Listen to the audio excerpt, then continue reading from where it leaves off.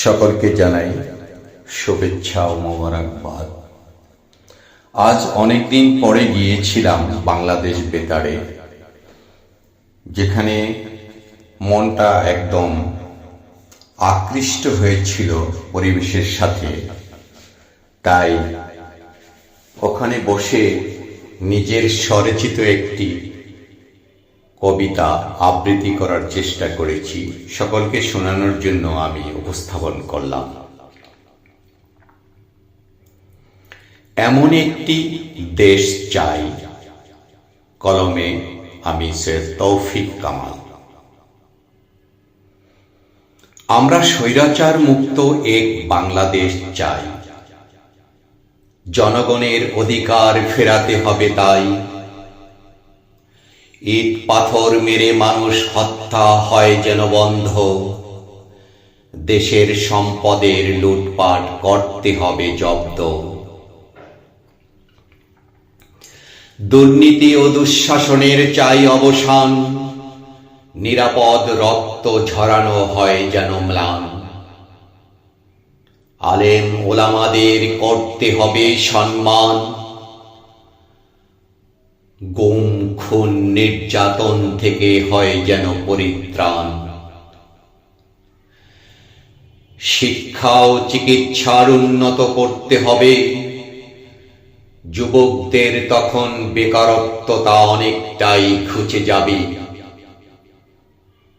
কৃষক শ্রমিকদের অধিকারটুকু হয় যেন নিশ্চিত,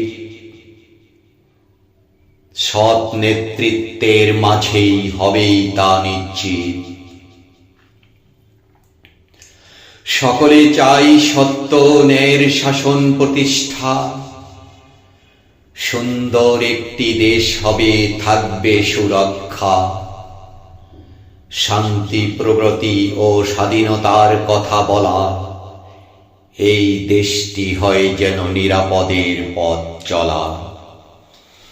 এই আবৃত্তিটুকু আপনাদেরকে উপহার দিলাম, জানি না কতটুকু ভালো মন্দ আপনাদের কাছেই, তবে আমি চেষ্টা করেছি। তবে এই মনোরম দৃশ্যে আমার আজকে অনেক ভালো লেগেছে। ফুলে ফলে সজ্জায় এখানে সাজ্জিত বাংলাদেশ বেতার একটি সুন্দর পরিবেশ এর জায়গা এবং সুন্দর মনোরম স্থান, প্রাকৃতিক রূপ সবকিছুই এখানে ভালো লাগে সকলের আসলে।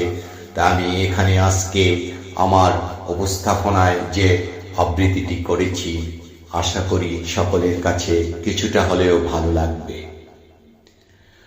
আমরা সকলেই বাংলাদেশে জন্মগ্রহণ করে গর্বিত। এই বাংলাদেশ বেতারে আমাদের একটি প্রাণ, যা অনেক পূর্বপুরুষ থেকেই সকলের কাছে প্রিয়।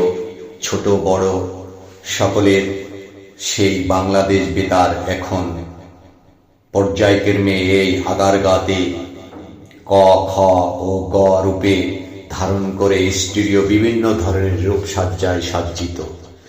যাক, সকলকে আমন্ত্রণ জানাচ্ছি এই বাংলাদেশ বেতারে এসে এই বাংলাদেশ বেতারের যে উন্নয়ন উন্নতি দেখার জন্য আমন্ত্রণ জানালাম সকল।